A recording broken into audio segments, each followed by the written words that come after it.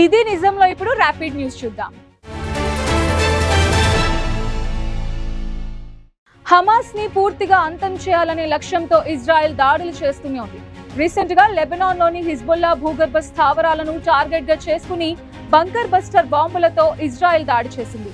తమ వైమానిక దళం లెబనాన్ లోని పలు పర్వత ప్రాంతాల్లోని ఉగ్రవాద హిజ్బుల్లా గ్రూప్ సభ్యుల భూగర్భ స్థావరాలే లక్ష్యంగా వైమానిక దాడులు చేసిందని ఐడిఎఫ్ తెలిపింది.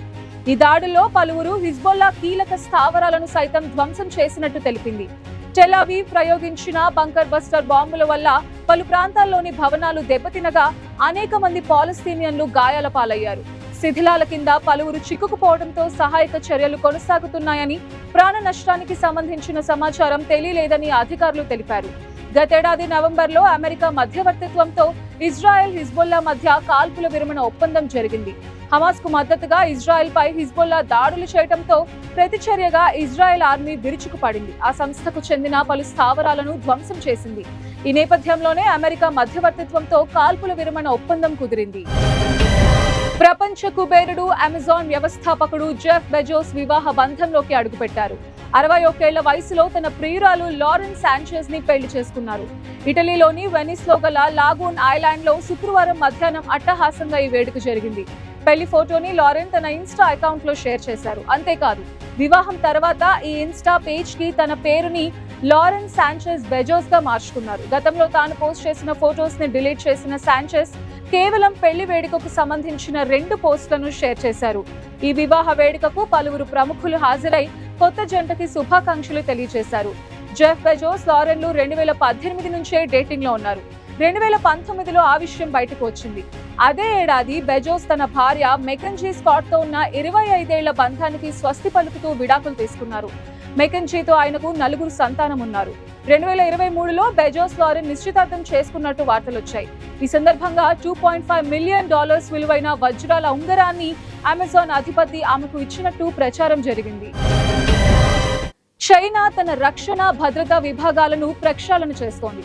రీసెంట్ గా నేవీ చీఫ్ అగ్ర శ్రేణి అణు శాస్త్రవేత్తను విధుల నుండి తప్పించారు.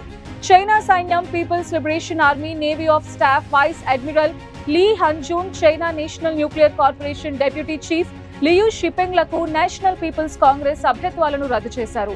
ఎన్పీసీ సమావేశంలో ఈ మేరకు నిర్ణయం తీసుకున్నారు. అదేవిధంగా సెంట్రల్ మిలిటరీ కమిషన్ సభ్యుడిగా ఉన్న టాప్ జనరల్ మియావో హువా అధికారులకు సైతం కత్తెర వేశారు.